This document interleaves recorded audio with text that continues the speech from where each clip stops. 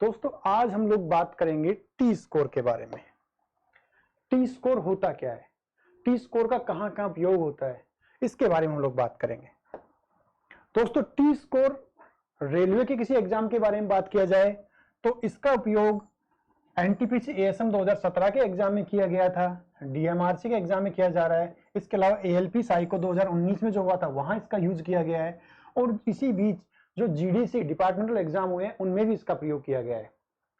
दोस्तों T score के अंदर 42 या 42 ज्यादा मार्क्स के अकॉर्डिंग रिजल्ट को देखा जाता है। अगर किसी कैंडिडेट के 42 या 42 ज्यादा मार्क्स आ रहे हैं तो वो क्वालिफाइड होता है, अगर उससे कम मार्क्स आ रहे हैं तो वो डिस्क्वालीफाई होता है।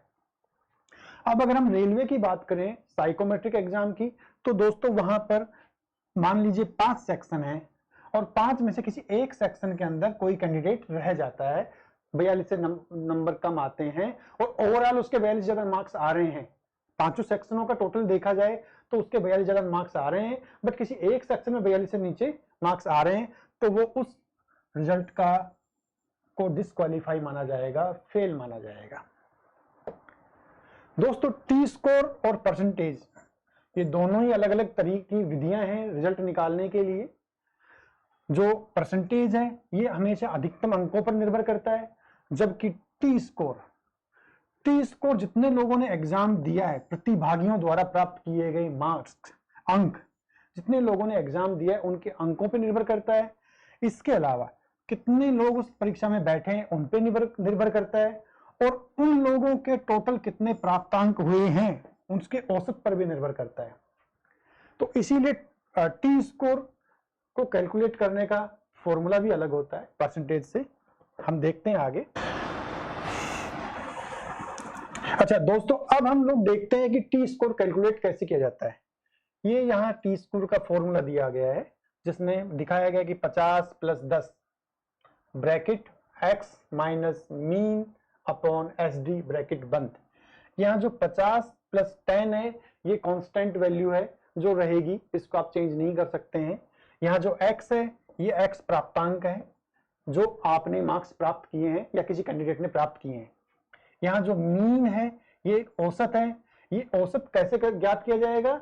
जितने लोगों ने एग्जाम दिया है उन सबके टोटल नंबर प्लस उसके बटा में कितने लोगों ने एग्जाम दिया है। मान लीजिए 100 लोगों ने एग्जाम दिया है और 100 लोगों के नंबर आए हैं 510, और ये टोटल नंबर हो गए और ये नीचे 100 लोग हो गए, तो इसका औसत क्या होगा? 5.1, ये इसका औसत होगा।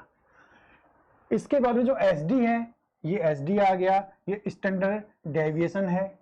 इसको निकालने का फॉर्मूला है अंडर रूट वेरिएंस।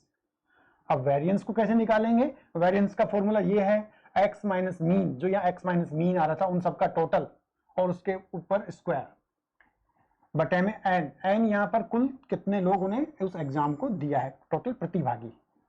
अब हम इसको एक देखते हैं कैसे इसको कैलकुलेट किया गया है। अब हम इस टेबल से देखते हैं कि टी स्कोर कैसे कैलकुलेट किया गया है। ये है हमारे पास में 10 लोग हैं, ये मान लीजिए 2 3 4 5 6 7 8 9 10, ये 10 कैंडिडेट हैं जिनके एग्जाम में मार्क्स ये आए हुए हैं। तो सबसे पहले हम इसका औसत निकालेंगे। औसत निकालने के लिए इन सारे मार्क्स को मैंने जोड़ दिया, 373 आ गया, और 10 का इसमें भाग दे दिया, तो ये हमारा इसका औसत निकल गया। अब हमारे फॉर्मूले के अकॉर्डिंग आप देखेंगे कि x माइनस मीन हमें निकालना है, तो ये हमारे पास x है, ये मीन है, और इसको निकालने के बाद में ये हमारे पास में रिजल्ट आ गया। 45 में से 37.3 घटाया तो 7.7, और ऐसी तरह से ये नीचे आ गया। अब वापस हम फिर फॉर्मूले पे जाते हैं, तो हमें अभी रिक्वायरमेंट है x माइनस मीन, तो हमने निकाल लिया है, और इसका स्क्वायर। अब इसका होल स्क्वायर कर देंगे तो ये हमारे पास में रिजल्ट आ गया।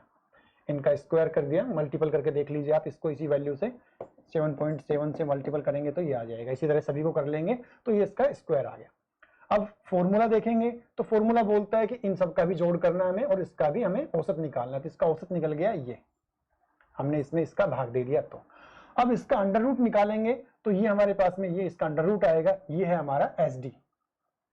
ठीक है, अब हमारे पास में क्या मिल गया? हमें ये x माइनस मीन मिल गया, हमें SD मिल गया।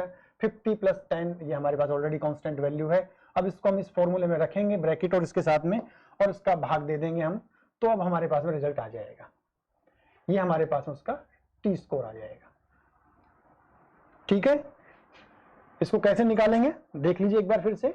x माइनस मीन की वैल्यू क्या है हमारे पास में, सपोज कीजिए इसी को लेते हैं हम, तो x माइनस मीन की वैल्यू है 7.7, SD क्या है हमारे पास में 6.75, और इनको सबको मल्टीपल करेंगे 60 के साथ में, तो ये हमारा रिजल्ट यहाँ पर ये आ जाएगा, ये हमारा टी स्कोर आ गया। और अगर हम इसको परसेंटेज वाइज देखा जाए, मान लीजिए ये 50 में से मार्क्स आ रहे हैं, तो ये हमारे परसेंटेज होगी। तो आप देखिए दोनों का डिफरेंस कितना है, ये परसेंटेज है, ये टी स्कोर है, ये परसेंटेज हाई होगा, टी स्कोर डाउन होगा। ये देखिए कितना डिफरेंस है परसेंटेज और हाई में।